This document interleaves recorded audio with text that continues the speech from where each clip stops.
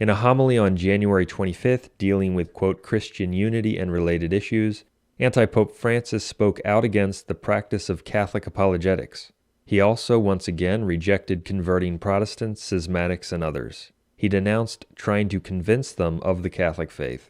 He also taught the condemned heresy that there are non-Catholic martyrs. Not that any more proof was required, obviously, but this homily demonstrates again that Francis is a manifest heretic, an apostate, and an anti-pope, and that what we've been saying for years about the Vatican II anti-popes is true. It's time that everyone figured it out. Francis stated, quote, "So many past controversies between Christians can be overcome when we put aside all polemical or apologetic approaches and seek instead to grasp more fully what unites us," end quote.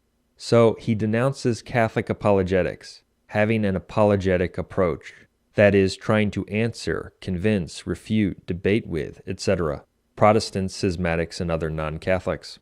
He also stated, quote, "Christian unity, we are convinced, will not be the fruit of subtle theoretical discussions in which each party tries to convince the other of the soundness of their opinions," end quote.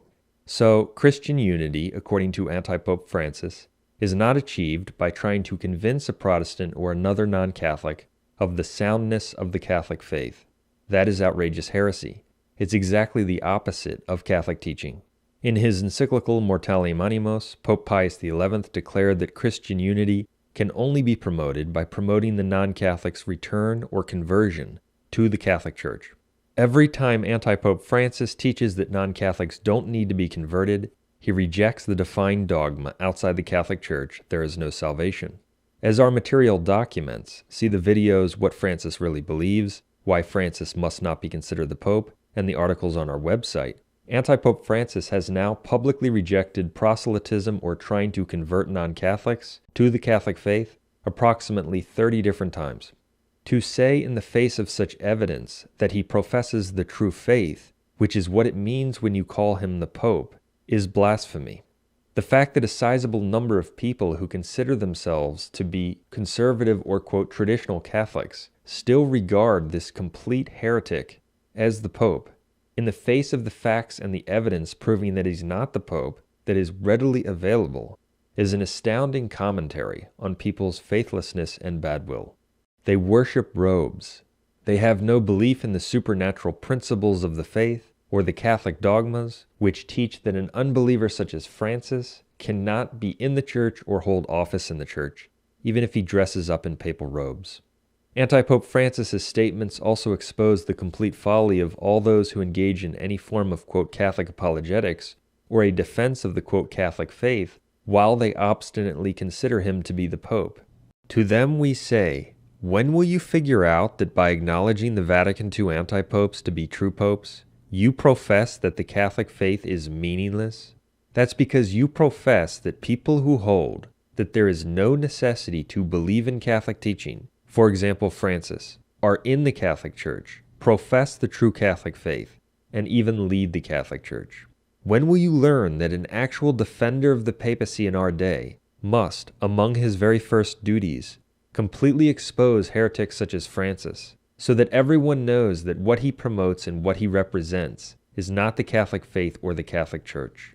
When will you discover that by acknowledging him as the Pope, you attack the papacy, and that those who correctly denounce him for the heretic and anti-pope that he is, defend the papacy? In his heretical homily, Francis also says, quote, "This mystery of love is the deepest ground of the unity which binds all Christians and is much greater than their historical divisions," end quote. So, the non-Catholics' denial of the papacy, their denial of Marian dogmas, their denial of Catholic sacramental dogmas, etc., don't separate them from the unity of the Church, according to Anti-Pope Francis. He professes unity with them anyway.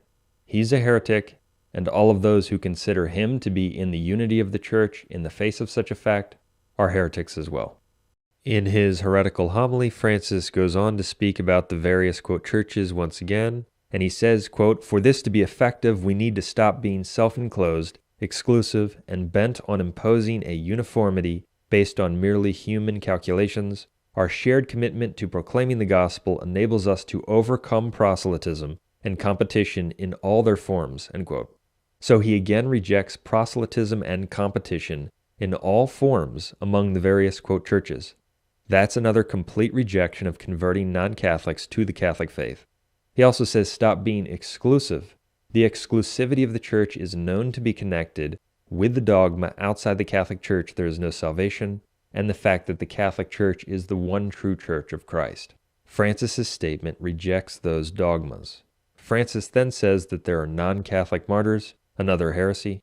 Speaking of the various denominations, he declares, quote, I would also like to remember our martyrs, the martyrs of today. Those who persecute them make no distinction between the religious communities to which they belong. This, brothers and sisters, is the ecumenism of blood, end quote. Since it has been solemnly defined that no one, even if he sheds blood in the name of Christ, can be saved unless he's in the bosom and unity of the Catholic Church, see Pope Eugene IV, the Council of Florence, and the Bull Cantate Domino. Just one documented statement from Francis teaching that there are non-Catholic saints or martyrs would prove that he's a heretic and not the Pope. Yet anti-Pope Francis has made statements teaching the condemned heresy that there are non-Catholic saints and martyrs approximately 20 different times.